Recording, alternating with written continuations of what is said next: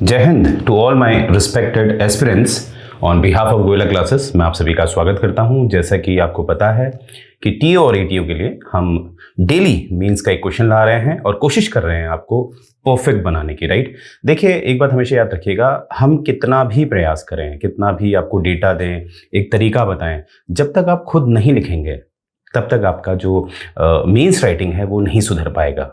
तो मैं एक्सपेक्ट करता हूं जो लोग भी हमें फॉलो कर रहे हैं वो लोग सीरियसली मींस राइटिंग बहुत जल्द शुरू करेंगे। जैसे कि लास्ट डेट निकल चुकी है, विद इन 2 और 3 मंथ आपका पेपर हो जाएगा। तो मुझे उम्मीद है आप लोग मींस राइटिंग शुरू करेंगे। आगे बढ़ते हैं। ये तो आगे बढ़ने से पहले एक कोट से शुरू करते हैं। देखिए अब्दुल कलाम आजाद साहब ने एक बात बोली है, you have to dream before your dreams can come true. आपने जो पहली जो सोच रखनी है वो है सपना देखना है। यानी कि आपको अगर लगता है मैं एक प्रशासन में बहुत अच्छे पद में जा सकता हूं, तो पहले आपने एक सपना देखना पड़ेगा। और जब आप पहले सपना देखेंगे उसे, फिर उसमें आपने कार्य करना है दिल से, और फिर आपके पूरे चांसेस होते हैं कि आप उस मंजिल को पा लेते हैं।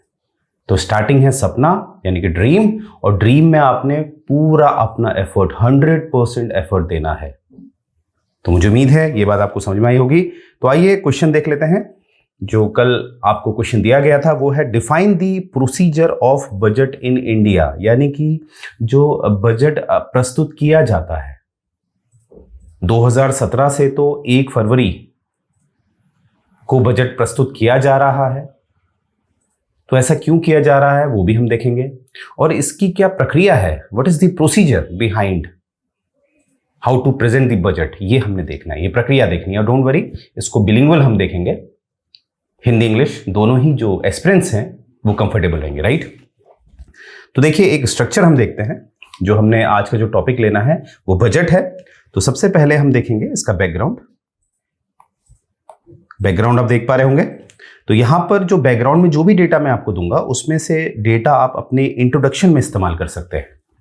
जो भी मैं डेटा देने वाला हूं वो आप अपने इंट्रोडक्शन में इस्तेमाल करेंगे। फिर जो भी बॉडी की जब हम बात करेंगे वहां पर जो क्वेश्चन रिलेटेड कंटेंट है, जैसे क्वेश्चन में पूछा गया है बजट की प्रक्रिया बतानी है। राइट, बजट की प्रक्रिया बतानी है, तो हम बजट की ही प्रक्रिया बताएंगे, किसी और की प्रक्रिया नहीं बताएंगे। राइट, तो ये डेटा आपको बॉडी से मिल जाएगा। और कंक्लूजन, अब देखिए कंक्लूजन जो होता है उसमें आपने जो भी लिखा है उसका एक कंक्लूजन करना होता है। तो यहां पर आप देखेंगे जब भी क्वेश्चन में लिखा होगा कि कमेंट करिए, एग्जामाइन करिए या एनालाइज करिए, तब आपको कंक्लूजन की जरूरत होती है। पर जब यहां पर आप प्रश्न देख रहे होंगे, यहां पर प्रश्न क्या है, define the procedure of budget in India. इसमें आपको केवल प्रोसीजर बताना है, कंक्लूजन नहीं बताना है, क्योंकि कंक्लूजन अगर हम बताएंगे वो विवाद बना सकता है, वो विवादिक हो सकता है। कैसे? क्योंकि इसका जो प्रोसीजर है वो संविधान में दिया गया है। तो याद रखेंगे ये छोटी छोटी बातें, इसीलिए मैं एक अलग तरह का क्वेश्चन आपके सामने लाया हूं कि यहां पर सिर्फ प्रोसीजर बताना है। आपने कुछ भी अपनी टिप्पणी नहीं देनी है कि ये सही है या गलत है। अगर आप इसे गलत बोलते हैं तो आप संविधान की जो प्रक्रिया है उस पर प्रश्न चिन्ह कर रहे हैं। राइट, तो प्रोसीजर दिया है, केवल हम यहां पर क्या लेंगे, बैकग्राउंड देखेंगे और बॉडी को समझाएंगे। राइट, आइए आगे बढ़ते हैं। तो बैकग्राउंड की शुरुआत करते हैं, थोड़ा हिस्टोरिकल डेटा, इसका जो इतिहास है उसको समझते हैं। तो देखिए जैसे कि हम जानते हैं कि इसकी शुरुआत कहां से करें। एक सेकंड, यहां देखिएगा। देखिए ऐसा है, बजट जो पहली बार प्रस्तुत किया गया था भारत में वो ब्रिटिश इंडिया के समय प्रस्तुत कर दिया गया था। It was presented during the era of Britishers 1869 में जेम्स विल्सन द्वारा। और जो जब भारत बना तो उसमें जो षणमुखम चेट्टी जी हैं, अभी आएगा स्लाइड में, डोंट वरी, उन्होंने बजट प्रस्तुत किया था पहला। तो सर मैं कहां से शुरू करूं? देखिए उसमें भारत का पूछा है, तो आप इतना पीछे मत जाइए। राइट, इतने पीछे जाके आपको कोई फायदा नहीं है। तो आपने कहां से जाना है, क्योंकि देखिए शब्दों की एक सीमा होती है, तो हमें क्या करना होता है कि कम शब्दों में ज्यादा समझाना है। राइट, तो हमने शुरुआत जो करनी है, इस तरह का अगर प्रश्न आपको मिलता है तो आपने शुरुआत करनी है आर के षणमुखम चेट्टी से। ये पहले भारतीय थे जिन्होंने आजाद भारत का बजट प्रस्तुत किया था। कब किया था? 26 नवंबर 1947। 26 नवंबर 1947, ये बात याद रखेंगे। अब आगे देखेंगे क्या है कि 2017 तक यानी कि 2016-15 क्या देखा जाता था कि जो बजट प्रस्तुत किया जाता था वो फरवरी माह के अंत में किया जाता था, फरवरी माह के अंत पर किया जाता था। परंतु 2017 से ये जो बजट है ये आया है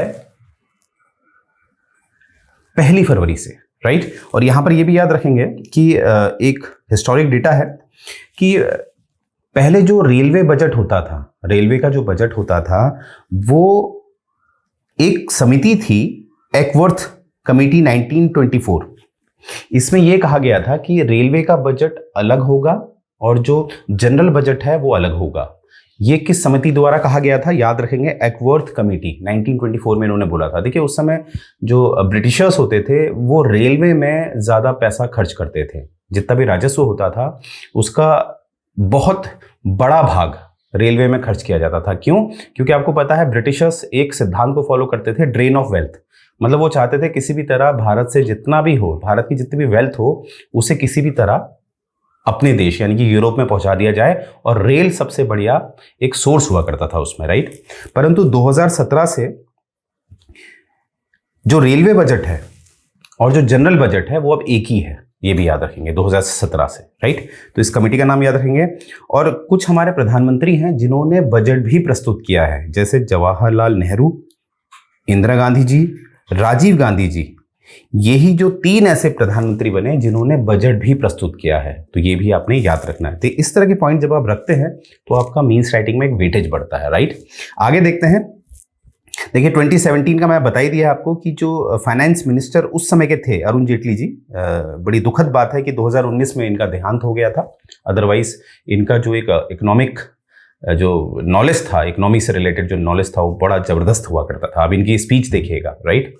तो देखिएगा कि 2017 से अरुण जेटली साहब जो उस समय के वित्त मंत्री थे, इन्होंने कहा था कि बजट को हम 1 फरवरी से लाएंगे, और आज तक आप देखते हैं 1 फरवरी से बजट लाया जाता है। अब ऐसा क्यों होता है, इसके पीछे क्या तर्क था, वो भी हम आगे डिस्कस करने वाले हैं, डोंट वरी, राइट। तो आगे बढ़ते हैं। 1 फरवरी 2021 को जो हमारी वर्तमान वित्त मंत्री हैं, करंट फाइनेंस मिनिस्टर हैं, निर्मला सीतारमण जी, उन्होंने पहला पेपरलेस बजट प्रस्तुत किया।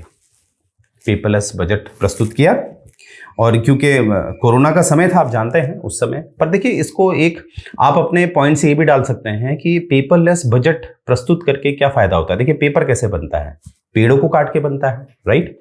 तो कहीं ना कहीं अगर जब भी जिस हिसाब से टेक्नोलॉजी बढ़ चुकी है, हर कोई आज के समय पे एक सॉफ्ट कॉपी को एक्सेस कर सकता है, राइट। तो कहीं ना कहीं अगर हम पेपरलेस की तरफ ज्यादा जाएं तो उससे कहीं ना कहीं हमारा जो एनवायरनमेंट है उसको बचाया जा सकता है काफी हद तक, राइट। तो इस पॉइंट को आप दर्शा सकते हैं। तो मुझे उम्मीद है आपको यहां समझ में आया होगा। तो ये कुछ इंट्रो है जो मैंने आपको दिया है, जिसका कुछ अच्छा डेटा जो आपका विवेक कहता है उसको आप इस्तेमाल कर सकते हैं, राइट। आगे देखते हैं अब इसकी बॉडी जो प्रोसीजर है, क्योंकि बॉडी में हमें क्या डालना है, प्रश्न ने प्रोसीजर पूछा है, प्रक्रिया पूछी है, तो अब प्रक्रिया हम देखेंगे, ठीक है। तो बॉडी में हम उसी को लेते हैं जो क्वेश्चन में पूछा गया है, क्वेश्चन से संबंधित जो बातें हैं वही हम उठाते हैं, राइट। तो यहां पर देखिए जो पार्लियामेंट में बजट प्रस्तुत किया जाता है, हालांकि राज्य भी अपने अपने स्तर पर बजट लाते हैं, पर यहां पर हम पार्लियामेंट की बात करेंगे, राइट।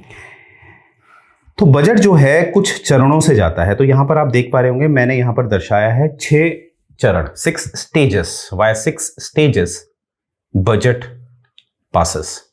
देखते हैं, पहला है प्रेजेंटेशन ऑफ बजट, और डोंट वरी मैं इसको अच्छी तरह समझाऊंगा एक साधारण शब्दों में, राइट। तो सबसे पहले देखेंगे प्रेजेंटेशन ऑफ बजट। ये कहां बताया गया है, आर्टिकल 112 पे, और आर्टिकल 112 पे इसको कहा गया है एनुअल फाइनेंशियल स्टेटमेंट। एक यहां पर आपने नोट करने वाली बात है कि संविधान में कहीं पर भी बजट नहीं लिखा है। I repeat, the word budget is not written anywhere in the constitution. ये जो बजट शब्द है ये कहीं पर भी नहीं लिखा गया है संविधान में, वेरी इंपॉर्टेंट। तो क्या लिखा हुआ है? In annual financial statement. तो ये बात याद रखेंगे, राइट। तो आगे देखते हैं। फिर इसमें एक जनरल डिस्कशन होगा, वो मैं आपको बताऊंगा, जो आर्टिकल 113 पे है। फिर हम आगे देखेंगे कुछ स्क्रूटनी होती है, डिपार्टमेंट स्क्रूटनी करता है, अलग अलग विभाग क्या करता है? स्क्रूटनी करता है, चेक करता है, वेरीफाई करता है कहीं पैसा ज्यादा तो नहीं लिया जा रहा है, ये भी हम देखेंगे। फिर एक वोटिंग होगी डिमांड ऑफ ग्रांट की। अब देखिए यहां पर एक मैं आपको समझाता हूं, जैसे बजट के लिए लोग घबराते हैं, सर ये बड़ा कॉम्प्लिकेटेड विषय है, ऐसा कुछ नहीं है। देखिए सबसे पहले देखेंगे डिमांड ऑफ ग्रांट क्या होता है, मैं यहीं पर आपको क्लियर कर दूं। तो शब्द है डिमांड, एक सेकेंड, शब्द है डिमांड, ये देखिए पहले एक बार देख लेते हैं। शब्द है demand for grant, demand for grant, demand for grant. अब ये देखते हैं डिमांड फॉर ग्रांट क्या हुआ, और ज्यादातर हिंदी मीडियम वालों के लिए भी डिमांड मतलब मांग होता है। मांग किसकी? आपको पता है ग्रांट को हिंदी में कहते हैं अनुदान। एक ऋण होता है जिसे इंग्लिश में लोन कहते हैं, और एक होता है ग्रांट यानी कि जिसे हम अनुदान कहते हैं। क्या डिफरेंस है? लोन जब कोई किसी को देता है, जैसे आप बैंक के पास जाते हैं, बैंक आपको लोन देता है, ग्रांट नहीं देता है। तो लोन देता है तो क्या शर्त होती है? आपने उसका जो प्रिंसिपल अमाउंट है वो तो लौटाना ही है, साथ साथ आपने जो जितने वर्ष के लिए वो जो लोन लिया है बैंक से, उसमें जो भी ब्याज होता है, जो इंटरेस्ट होता है, वो भी वापस करना होता है। ये होता है क्या? लोन। वहीं मैं ग्रांट की बात करूं, ग्रांट का मतलब होता है कि आपने किसी को कुछ अपनी प्रॉपर्टी दे दी है, अनुदान कर दिया है, या पैसा दे दिया है, इसका मतलब है कि आप उसे वापस नहीं लेंगे, वो एक तरह का दान हो गया है, राइट। तो यानी कि ग्रांट हो गया अनुदान। अनुदान जब ये दिया जाता है तो ये वापस नहीं लिया जाता है, ना ही ब्याज लिया जाता है, ना ही इसका प्रिंसिपल अमाउंट लिया जाता है। तो मुझे उम्मीद है आप समझ गए होंगे कि माफ कीजिएगा, अनुदान और ऋण में क्या फर्क होता है। तो यहां पर ग्रांट है, तो यानी कि अगर यहां से पैसा निकाला जाता है तो वो ग्रांट है, यानी कि उसे वापस नहीं करना है। बजट में जो पैसा दिया जाता है विभागों को, या जो मंत्रालय है, जो मिनिस्ट्री है, उनको जो पैसा दिया जाता है वो वापस नहीं लिया जाता, पहली बात। और ये डिमांड है, इसमें मांग उठाई जाती है, कि मांग की जाती है। किसके द्वारा ये मांग की जाएगी वो हम आगे देखेंगे। तो मुझे उम्मीद है आप समझ गए होंगे कि बात है ग्रांट की, इसीलिए ग्रांट लिखा रहता है, ये पैसा आपने वापस नहीं करना है, राइट। और जो लास्ट है आपका पासिंग एन एप्रोप्रिएशन बिल, ये देखिए एप्रोप्रिएशन। देखिए एप्रोप्रिएशन का जो अर्थ होता है वो होता है पैसा निकालना। जो संचित निधि होती है, जो कंसोलिडेटेड फंड ऑफ इंडिया होता है, उससे जो पैसा निकालना होता है, उसके लिए शब्द का इस्तेमाल किया जाता है एप्रोप्रिएशन। जब संविधान में बहस हो रही थी तो माननीय B.R. अम्बेडकर साहब ने बोला था कि हमने कुछ ऐसा इस्तेमाल करना चाहिए वर्ड, ये जो संचित निधि से जो पैसा निकाला जाएगा बजट के लिए, तो वहां पर ऐसा शब्द का इस्तेमाल करना चाहिए जो बिल्कुल सटीक हो, वो क्या कहना चाह रहा है, क्या दर्शा रहा है, वो शब्द का इस्तेमाल करना है। जैसे यहां पर अगर बैंकिंग लैंग्वेज में बात की जाए तो हम इसमें विड्रॉल का इस्तेमाल कर सकते थे, पर विड्रॉल जो है एक स्टैंडर्ड शब्द नहीं माना जा रहा था, क्योंकि विड्रॉल मतलब होता है कुछ निकालना। अगर आपका पैसा है तो आप निकाल लो, पर संचित निधि में ऐसा नहीं होता है, वो आपका पैसा नहीं, पूरी जनता का पैसा है। तो एप्रोप्रिएशन शब्द का इस्तेमाल इसलिए किया गया। एप्रोप्रिएशन मतलब होता है कि जितना मांगा गया था उतना आपको मिल गया है, वो एप्रोप्रिएट है, और वो जिस योजना के लिए दिया जा रहा है उस योजना के लिए बिल्कुल बेहतर है। तो इसीलिए शब्द का इस्तेमाल किया गया एप्रोप्रिएट, राइट। देखिए ये आपने मेंस में लिखना नहीं है, पर आपकी अंडरस्टैंडिंग के लिए मैं आपको बता देता हूं ये सब बातें, राइट। कभी कभी आपके शब्द कम पढ़े तो ये इस्तेमाल आप कर सकते हैं, राइट, तो इंप्रेशन पड़ता है। तो आगे बढ़ते हैं। तो मैंने आपसे कहा था 1 by 1 हम देखेंगे। तो आर्टिकल 112 से शुरू करेंगे। देखिए शुरू करने से पहले इसको आसान कर देते हैं। जैसे बजट प्रस्तुत होता है, हर वर्ष होता है, हमें लगता है बजट प्रस्तुत हो गया है, बजट मिल गया है। बजट जो दिखाया गया है, मानते हैं 100 करोड़ का बजट आया है, बजट प्रस्तुत किया जाता है 1 फरवरी को 2017 से, यही हो रहा है, और हम मानते हैं बजट प्रस्तुत हो गया। नहीं, इसमें समस्या क्या होती है, देखिए समस्या इसमें ये होती है, अगर देखें अगर कोई गवर्नमेंट मेजोरिटी में है, एक कंडीशन बता रहा हूं कि सरकार बहुमत में है जो वर्तमान में हमें दिखता है, और एक कंडीशन में दूसरी बना रहा हूं जिसमें मिलीजुली सरकार होती है, मिलीजुली, ठीक है, जो कि पहले दिखाई देता था। अब समस्या क्या है कि मेजोरिटी में अगर सरकार है तो वो जितना भी बजट लाई है वो पारित हो ही जाएगा, वो पास हो ही जाएगा, क्योंकि वो ऑलरेडी मेजोरिटी में है, वोटिंग द्वारा फैसला लिया जाता है, तो सरकार ऑलरेडी बहुमत में है तो पास तो होना ही है, राइट।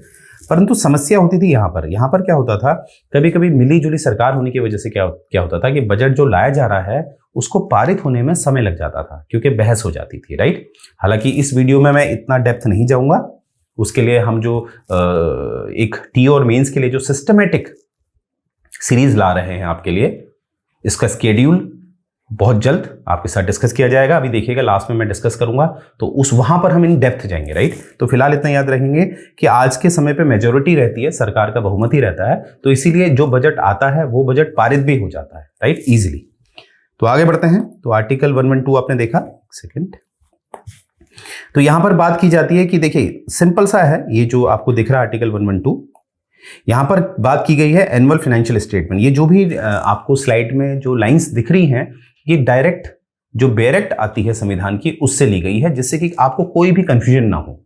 आप इसे कंफर्म भी करा सकते हैं, ये एक एक लाइन आपको दिखेगी, ये डायरेक्ट बेरेक्ट से उठाई गई है, ठीक है, क्योंकि हमारी जिम्मेदारी है आप तक एक सटीक इंफॉर्मेशन पहुंचाने की, राइट। तो पहली बात याद रखेंगे कि 112 पे जो बजट शब्द का कहीं भी इस्तेमाल नहीं किया गया है, क्या किया गया है, एनुअल फाइनेंशियल स्टेटमेंट। यहां पर देखिए जिम्मेदारी किसकी है, राष्ट्रपति की जिम्मेदारी है। पेन का कलर चेंज कर लेते हैं, प्रेसिडेंट की जिम्मेदारी है। किसकी जिम्मेदारी है, प्रेसिडेंट की। तो ये बात याद रखेंगे। हालांकि ये दिखता है कि जो बजट प्रस्तुत किया जाता है वो किया जाता है वित्त मंत्री द्वारा, फाइनेंस मिनिस्टर द्वारा। ये एक प्रथा है, पर संवैधानिक तौर पर हमारा जो बजट प्रस्तुत किया जाता है संवैधानिक तौर पर वो राष्ट्रपति की जिम्मेदारी होती है। तो एग्जाम में अगर आपसे प्रश्न आता है कि बजट कौन प्रस्तुत करता है, तो आपने लिखना है राष्ट्रपति, ना कि निर्मला सीतारमण, यानी कि वित्त मंत्री नहीं लिखना आपने। मेंस राइटिंग में भी आपने वही लिखना है जो संवैधानिक बातें हैं, राइट। कन्वेंशन को नहीं देखा जाता है, एक तरफ कन्वेंशन यानी कि प्रथा है, एक तरफ संवैधानिक बातें हैं, तो हमारे लिए जो सर्वोपरि है वो संविधान है। तो ये बात याद रखेंगे। आगे बढ़ते हैं। तो राष्ट्रपति की जिम्मेदारी है कि वो दोनों सदनों में यानी कि लोकसभा और राज्यसभा के समक्ष जो बजट आया है उसको रखेगा। और इस बजट में क्या होता है, ध्यान से लिखेंगे, एक जगह लिखा है एस्टिमेटेड, एक शब्द लिखा है एस्टिमेटेड और एक शब्द लिखा है फॉर दैट ईयर। इससे क्या मतलब है, एस्टिमेटेड यानी कि अंदाजा हमेशा भविष्य का लगता है, हाँ या ना। पास्ट का तो है ना, जैसे आपके साथ जो कल हो चुका है वो तो सटीक है, आपको पता है मेरे साथ क्या हुआ था, पर जो क्या होना है वहां पर अंदाजा ही होता है। तो यहां पर एस्टिमेशन की बात की गई है, यानी कि अगर इस वर्ष की बात की जाए तो यहां पर एक जो बजट रखा जाएगा वो रखा जाएगा 2023 से लेके 2024 का। और फॉर दैट ईयर मतलब जिस वर्ष, यानी कि 1 फरवरी को अगर ये बजट आ रहा है तो वर्तमान के हिसाब से 1 फरवरी को बजट आ रहा है, तो बजट कौन सा आएगा, ये 2022 से लेके 2023। तो ये बात याद रखेंगे कि राष्ट्रपति की ये जिम्मेदारी है कि बजट प्रस्तुत करे, एक जो आने वाला वित्तीय वर्ष है क्योंकि 1 अप्रैल से नया वित्तीय वर्ष आ जाता है, और एक जिस वित्तीय वर्ष में ये बजट प्रस्तुत किया जा रहा है। ये बात याद रखेंगे, राइट, वेरी इंपॉर्टेंट, कोई भी पॉइंट नहीं छोड़ना है। आगे बढ़ते हैं। ये जो बात है ये क्लॉज 1 में है, इसको हटाते हैं, क्लॉज 1 में ये बात लिखी गई है, राइट। नेक्स्ट देखते हैं आर्टिकल 112 का क्लॉज 2 क्या कह रहा है, राइट। ये कह रहा है कि जो एक्सपेंडिचर है, जो खर्चे होते हैं उसको 2 में विभाजित किया गया है। यहां देखेंगे, एक है एक्सपेंडिचर चार्ज्ड, याद रखेंगे एक्सपेंडिचर चार्ज्ड, और एक है एक्सपेंडिचर मेड। एक्सपेंडिचर चार्ज्ड और एक्सपेंडिचर मेड। अब इसको देख लेते हैं क्या फर्क है। देखिए एक्सपेंडिचर यानी कि खर्चों को 2 में विभाजित किया गया है, एक्सपेंडिचर को 2 में। एक है एक्सपेंडिचर चार्ज्ड, कहां चार्ज होगा, संचित निधि यानी कि सीएफआई में, कंसोलिडेटेड फंड ऑफ इंडिया। और एक है मेड, कहां मेड है, ये भी कंसोलिडेटेड फंड ऑफ इंडिया, यानी कि खर्चे 2 में विभाजित हैं। देखिए छोटी छोटी बातें पकड़नी होती हैं तो हमें सब कुछ क्लियर हो जाता है। अब जो चार्ज्ड होता है, चार्ज्ड में इन पे कभी भी वोटिंग नहीं होगी, इन पे जो वोटिंग होती है ना, पैसा निकालना है नहीं निकालना है, कहीं ज़्यादा तो नहीं है पैसा, जितना मांगा गया है उससे ज़्यादा तो नहीं है, इस तरह की जो वोटिंग होती है वो कभी भी चार्ज में नहीं होती। क्योंकि इसमें उदाहरण क्या है, जैसे सैलरी होता है, जैसे राष्ट्रपति की सैलरी, जो सुप्रीम कोर्ट हाई कोर्ट के जो जजेस हैं उनकी सैलरी, कैग की सैलरी, पेंशन्स, इस तरह के जो खर्चे होते हैं, जैसे इसमें मैं लिख देता हूं प्रेसिडेंट, जैसे राष्ट्रपति की खर्चे, ठीक है। इसमें और भी उदाहरण होते हैं, जैसे आपका, जैसे वर्ल्ड बैंक से कोई लोन लिया है तो उसका तो ब्याज तो देना ही है, उसमें तो कोई कम ज्यादा हो नहीं सकता है, तो वो सब खर्चे इसमें आते हैं। जैसे इसको हम कह सकते हैं इंटरेस्ट पेड। तो इस तरह के खर्चे में जो होते हैं, जो हमेशा फिक्स रहते हैं मोस्टली, वो इसमें आते हैं चार्ज्ड में। और जो मेड में होते हैं, मेड में इस तरह के खर्चे आते हैं, मैं आपको बताता हूं कैसे। जैसे सरकार कोई नई पॉलिसी लेके आ रही है, नई योजना लेके आ रही है, जैसे हर घर नल होना चाहिए, शुद्ध पानी होना चाहिए, स्वच्छता पे काम कर रही है सरकार, जो अच्छा काम कर रही है, जो सरकार नई नई योजनाएं जो उसमें उसको पैसा चाहिए, ठीक है, तो वो जो होता है वो आते हैं मेड पे। तो इस तरह के खर्चे, तो पॉलिसीज, इस पे होता है वोटिंग, याद रखेंगे, इस पे होती है वोटिंग। मेड वाले में क्या होती है, वोटिंग। तो मुझे उम्मीद है आप समझ पाए होंगे। क्या समझे हम, कि चार्ज वाले जो एक्सपेंडिचर होते हैं उस पर कभी भी कोई वोटिंग नहीं होती है, ये फिक्स होते हैं, और जो मेड होता है, मेड वाले पे वोटिंग होती है, राइट। तो ये बात याद रखेंगे। तो यहां पर आपको दिखेगा जो मैंने आपको समझाया है कि एक है चार्ज वाला और एक है मेड वाला। तो ये बात याद रखेंगे, इसको भूलेंगे नहीं, चार्ज और मेड, राइट। तो आगे बढ़ने से पहले देखेंगे ये हमारी जो वेबसाइट है, वहाँ पर जो पोर्टल है, वहाँ पर आपको डेली बेसिस पे जो मेंस के क्वेश्चंस हैं वो मिल रहे हैं। जो भी हमें नए लॉगिन करते हैं तो उनको ये सब मिलेगा डेटा, और वहाँ पर कोशिश करिएगा कि आप मेंस राइटिंग को लिखिएगा, ठीक है, हम तक पहुँचाइए। हमारी जो टीम है वो उसको चेक करती है, एनालाइज करती है, उस बेस में आपको जो ऑल इंडिया रैंकिंग है वो रैंक प्रोवाइड की जाती है, जिसमें आपको पता चलता है आप कहाँ स्टैंड करते हैं, राइट। और यहाँ पर आप देख पा रहे होंगे जो ये अचीवमेंट है हमारा, जो महक स्वामी मैम है, जो इनका आप देखिएगा कि यहीं से टेस्ट सीरीज इन्होंने ली थी, एसडीएम बनी, फिर भी छोड़ा नहीं, और आज आईपीएस नियुक्त हैं, राइट। तो 112 में आप समझ गए होंगे, जो बात करता है एनुअल फाइनेंशियल स्टेटमेंट की, राष्ट्रपति दोनों सदनों के मध्य रखेगा, और वहां पर दो चार्जों की बात की है, दो तरह के खर्चे हैं, एक charge on consolidated fund of India, जिसपे कभी भी कोई चेंजेस नहीं किए जाएंगे, उसमें वोटिंग नहीं होगी, और एक है मेड वाले में वोटिंग होती है, राइट। अब दूसरा जो अनुच्छेद है वो है 113, इसमें प्रोसीजर की बात की गई है, प्रोसीजर, ओके। देखिए, इसको इतना डेप्थ इसलिए पढ़ाया जा रहा है क्योंकि आपका जो पेपर है अकाउंट वाला, उसमें भी ये टॉपिक है, तो आपको ऑलरेडी उसका एक टॉपिक जो है, जो बजट का उसका टॉपिक है, वो यहीं पर कवर हो जाएगा आपका, ठीक है। तो आइए शुरू करते हैं। तो प्रोसीजर देख लेते हैं, जो आर्टिकल 113 अनुच्छेद 113 है, क्या कहता है कि जो खर्चे charge upon the consolidated fund of India, मैं ऑलरेडी बता चुका हूं, यहां पर आपने कौन सा कीवर्ड पकड़ लेना, चार्ज्ड, ये कभी भी वोट के लिए नहीं जाएंगे, not be submitted to the vote. ऐसा तो नहीं कि राष्ट्रपति की वेतन मान लो 2 लाख रुपए तय कर रखा है, तो हर साल आप कह रहे हो यार इतना दें, नहीं इनको कम कर देते हैं, हर साल वोट कर रहे हैं उस पर, नहीं, वो राष्ट्रपति की गरिमा पे गलत बात है, राइट। तो इसीलिए यहां पर याद रखेंगे, जो चार्ज वाले होते हैं उनमें कभी भी वोटिंग नहीं होगी। पर इसका ये कतई मतलब नहीं है, अगर वोटिंग नहीं होगी तो उसका डिस्कशन जरूर कर सकते हैं कि ये सही है या नहीं है। क्या कहा कि चलिए आप वोटिंग नहीं कर सकते हैं उसमें, परंतु उसमें आप डिस्कशन, परामर्श कर सकते हैं आपस में कि ये सही चल रहा है, अगर चलिए महंगाई बढ़ गई है, राष्ट्रपति का थोड़ा वेतन बढ़ा देते हैं, इस तरह से इसमें डिस्कशन हो सकता है। और अगर ये तय हो गया है कि बढ़ा देते हैं तो उसके लिए भी अब कानून पारित करना पड़ता है, राइट। तो इस तरह की बात है, 113 में लिखी गई बात है। आगे देखते हैं। तो क्लॉज 1 था ये 113 का, स्टेप बाय स्टेप आपको पढ़ा रहा हूं ये वाला डेटा। और 113 का जो क्लॉज 2 है, वहां पर आप देखेंगे जो डिमांड फॉर ग्रांट है, जो डिमांड फॉर ग्रांट है, जो अदर एक्सपेंडिचर है, जो मैंने बताया था आपको, एक मेड होता है, एक चार्ज्ड, जो मेड वाला है भी, अदर मतलब दूसरा जिसमें वोटिंग होती है। तो इसमें क्या है कि जो डिमांड फॉर ग्रांट है, ग्रांट आपको समझ में आ गया होगा, ये जो पैसा निकाला जाता है संचित निधि से, ये वापस नहीं करना होता, इसीलिए इसको ग्रांट कहते हैं। तो ये जो डिमांड ऑफ ग्रांट है ये रखी जाएगी हाउस ऑफ द पीपल पे। हाउस ऑफ द पीपल मतलब होता है लोकसभा, यानी कि यहां पर राज्यसभा का कोई रोल नहीं होता है ये डिमांड जब रखी जाती है। अब प्रश्न है सर ऐसा क्यों, राज्यसभा को क्यों पीछे रखा जा रहा है? देखिए हमारे वहां लोकतंत्र है, और जब आप राज्यसभा और लोकसभा को जब पढ़ेंगे तो आपको ये समझ में आएगा, जो डायरेक्ट रिप्रेजेंटेशन होता है वो लोकसभा का होता है।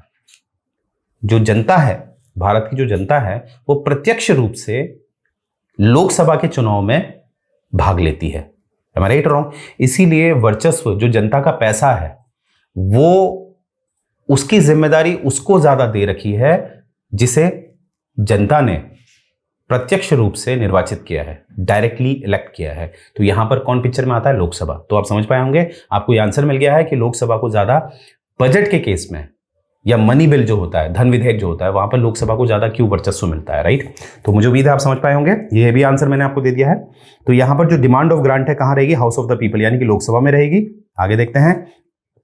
और हाउस ऑफ द पीपल यानी कि लोकसभा के पास पावर होगी कि वो इस जो भी डिमांड आ रही है उसको वो स्वीकार कर सकते हैं। एसेंट मतलब हस्ताक्षर दे सकते हैं, यानी कि स्वीकार कर सकते हैं, या रिफ्यूज कर सकते हैं, यानी कि उसको मना भी कर सकते हैं, राइट। तो ये अधिकार किसका है? लोकसभा का, राज्यसभा का नहीं है, ये बात याद रखेंगे।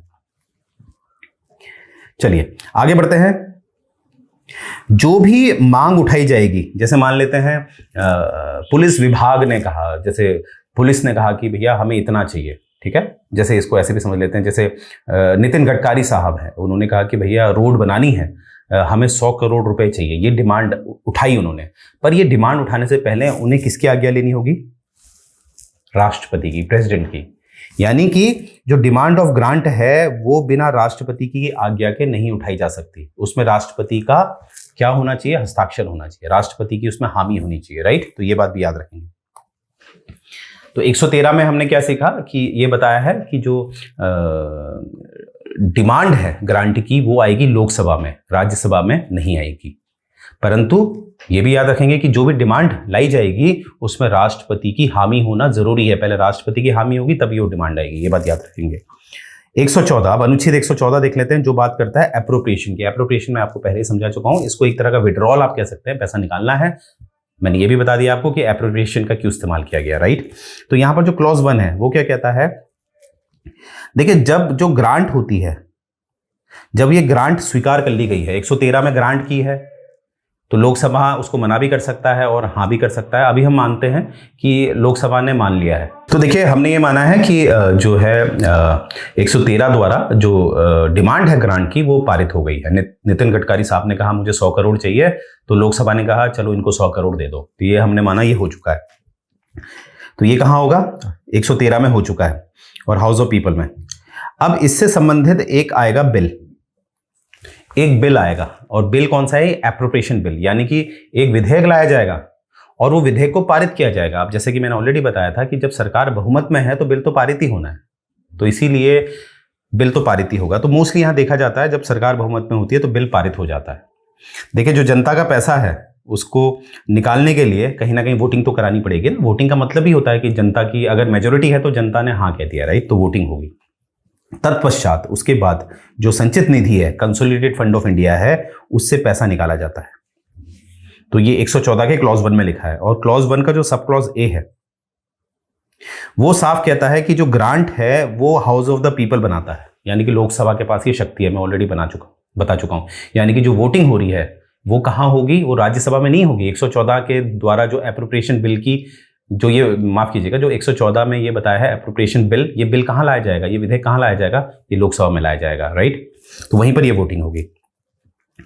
अब ये भी याद गया है, जो भी खर्चे, जैसे नितिन गडकरी साहब ने कहा मुझे 100 करोड़ चाहिए, तो उनके अगर 100 करोड़ रुपए लिखे हैं उन्होंने कि मुझे चाहिए, तो किसी भी सूरत में उनको 100 करोड़ से ज्यादा पैसा नहीं दिया जाएगा। ऐसा नहीं कि वोटिंग करा दी, मतलब वहां पर जो डिमांड हुई थी, जो डिमांड ऑफ ग्रांट हुआ था, नितिन गडकरी साहब ने कहा था मुझे 100 करोड़ चाहिए, तो डिमांड ऑफ ग्रांट जो अनुच्छेद 113 में था उसमें उनको 100 करोड़ ओके हो गया है, लोकसभा ने उसको ओके कर दिया।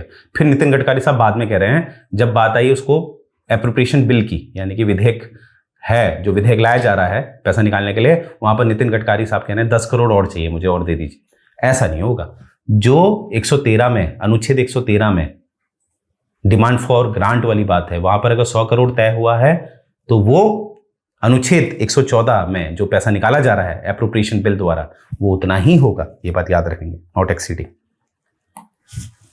मुझे उम्मीद है आपको समझ में आ रहा होगा। ये बात बहुत इजी वे में मैंने इसे किया है। अब वही 114 का जो क्लॉज 2 है वो क्या कहता है? कोई भी संशोधन नहीं होगा यानी कि जैसे कि बाद में जब 113 में आप डिमांड फॉर ग्रांट में 100 करोड़ रुपए नितिन गडकरी साहब को दे दिए हैं, फिर जब इसकी जो एप्रोप्रिएशन विधेयक जो आ रहा है, जो विधेयक आप ला रहे हैं, विधेयक में आप संशोधन नहीं करेंगे आप, क्योंकि ऑलरेडी 113 में काफी डिस्कशन हो चुका है, डिस्कशन के बाद ही तो वो पारित हुआ है। फिर आप दोबारा क्या कर रहे हैं उसमें, जब उसको विधेयक ला रहे हैं एप्रोप्रिएशन बिल के रूप में, तो फिर आप उसमें संशोधन करेंगे क्या? ये तो समय की बर्बादी है। तो इसीलिए 114 में कोई भी संशोधन नहीं होता है किसी भी सदन में, चाहे वो लोकसभा हो या राज्यसभा हो। जो अमाउंट तय हुआ है उसी अमाउंट में वो विधेयक पारित होगा। तो ये बात याद रखेंगे। तो यहां से हमने क्या सीखा, एक बार इसका जिस्ट कर लेते हैं। मैं आपको जिस्ट बता देता हूं जो भी हमने सीखा, थोड़ा डेप्थ में सीखा। देखिए इसमें हमने क्या देखा कि सबसे पहले हम देखेंगे कि 112 के द्वारा, एक सेकेंड, 112 के द्वारा बजट प्रस्तुत किया गया, जो संवैधानिक तौर पे तो राष्ट्रपति करेंगे, परंतु जो प्रथा है उसके हिसाब से हमारी जो वित्त मंत्री होते हैं, जैसे वर्तमान में निर्मला सीतारमण जी हैं, उन्होंने किया है। तो ये बात याद रखेंगे। अब इसके बाद क्या होता है, 113 में ये लिखा गया है कि इसमें जनरल डिस्कशन होगा। जनरल डिस्कशन होता है, बातचीत होती है कि हाँ ठीक है, नहीं है। और याद रखेंगे कि एक्सपेंडिचर जो है वो दो तरह के हैं, एक चार्ज्ड है और एक मेड है। चार्ज्ड वाले में डिस्कशन होगा परंतु वोट नहीं होगा, और मेड वाले में तो डिस्कशन भी होगा और वोट भी होगा। तो ये बात याद रखेंगे। तो यहाँ पर जनरल डिस्कशन होगा। फिर ये जनरल डिस्कशन के बाद जो सदन होता है उसको 3 से 4 हफ्तों के लिए स्थगित कर दिया जाता है, एडजर्न कर दिया जाता है। वो क्यों किया जाता है, जिससे कि ये जो भी डिस्कशन हुआ है उसकी एक रिपोर्ट दी जाती है स्क्रूटनी के लिए। कि किसके लिए दी जाती है? स्क्रूटनी के लिए। जो डिपार्टमेंट होते हैं, जो एक पार्लियामेंट्री कमिटीज़ होती हैं, जैसे एडहॉक होती है, परमानेंट होती हैं, यानी कि जो संसद की जो अपनी समितियां होती हैं उसको दे दी जाती हैं। वर्तमान में वो 24 समितियां हैं। इसके लिए अलग वीडियो देखेंगे, डोंट वरी, जो हमारी सीरीज आने वाली है उसमें आपको सारा डेटा मिलेगा, डोंट वरी। तब तक आप इसको स्टडी कर लीजिएगा थोड़ा। तो वर्तमान में 24 समितियां हैं, वो सब कुछ देखती है। जैसे नितिन गडकरी साहब ने 100 करोड़ मांगे हैं, तो जेन्युइन मांगे नहीं मांगे, इतनी तो इनको जरूरत ही नहीं है। पिछली बार तो इन्होंने 80 करोड़ में सारा कर दिया था, तो इस साल भी इनको 80 करोड़ ही दिया जाए, राइट। तो ये स्क्रूटनी सब कौन करता है? पार्लियामेंट्री कमेटी करती है। तो ये जब हो जाता है फिर इसमें वोटिंग होती है, जिसमें आपको 114 मैंने बताया था, जो वोटिंग होगी, जिसमें एप्रोप्रिएशन द्वारा सारा पैसा निकाल दिया जाएगा। 114 में आपको पता है एप्रोप्रिएशन होता है। वोटिंग का यहां पर 113 में लिखिएगा आप, ठीक है। वोटिंग का 113 में होता है, और वोटिंग आपको पता है ये राज्यसभा में नहीं होती है, ठीक है, ये होती है लोकसभा में। ये बात याद रखेंगे। और एप्रोप्रिएशन बिल भी कहां लाया जाता है? लोकसभा में। ये बात याद रखेंगे। फिर एप्रोप्रिएशन बिल द्वारा ये पैसा निकाल दिया जाता है।